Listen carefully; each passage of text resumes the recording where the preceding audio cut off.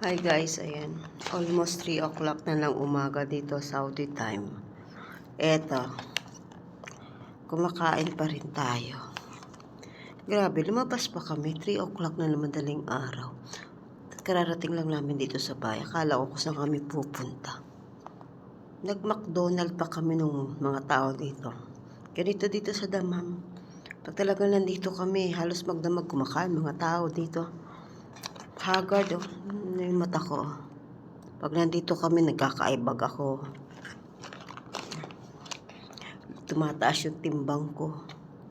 Kasi kumain kami na, kumain na. Wala ito sa mga tao dito, pero sa pagkain, kumain ka na. Ayan. Burger. Kala ko saan kami pupunta. Nag-McDonald lang pala. Yan, alas 3 na naman dalang araw, naka-uniform pa ang mami nyo. O, diba? Saan ka pa? Yung mga itim tulog na. Yung mga itim, aga natutulog, pero mas late sa akin gumising. Alam ba kung anong oras gumigising mga katulong dito? 1:00. O, diba? Saan ka pa? Ako, gumigising ako dito alas 11. Oh, pero lumalabas ako nagtatrabaho ako alas 12. Bala kayo dyan. Basta ako nagluluto lang. Dati yan, sipag-sipag ko dito eh. Kaya gusto ako ng kurang. Malinis yung bahay niya pag nandito ako. Ngayon, di na ako nagalinis. Tinatamad na ako. Kasi ganun din. Magkatulong naman siya. Basta ginagawa ko lang yung obligasyon ko magluto. Yan.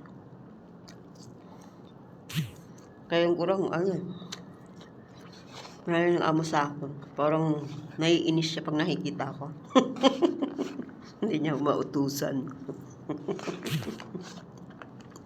Tatawa na lang ako sa bahay niya. Sobrang kalat. Kasi, hindi naman sa nagiging tamad tayo, no?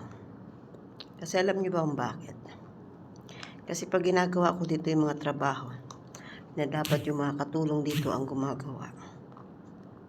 Wala, nagiging tamad na sila. Tulad niyan, di ba? Anong oras sila gumigising? 1:00. Nagpapahinga sila pag hindi nagluluto ng hapunan dito, pag ordinaryong araw, mga alas 11, pa wala ng trabaho yan. Pahinga na. Tapos gigising mga 1:00. Alam nyo kung ano, magbabacuum lang sila saglit. Tapos speed talaga, as in speed, maglinis, grabe. Yun, pagtasin lang maglinis, wala na. Upo-upo na lang sila. Ako ang haggard na haggard dito. Kaya natuto na rin ako. Hindi na ako nagasipag.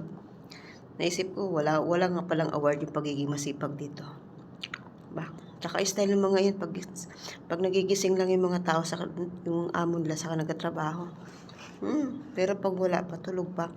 Kung matulog yung matanda, alas 4 nagigising, alas 4 na rin sila alabas sa kwarto nila. Ganun yun.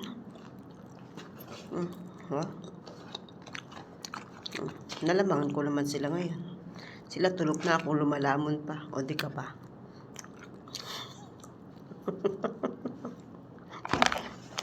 Pero galing ako doon sa kainan. Kasi galing ako doon sa friend ko, di ba? Kain na lang tayo, wag na tayo matulog. Burger.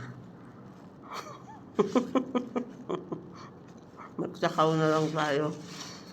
Buhay. Buhay Saudi. Kain tayo.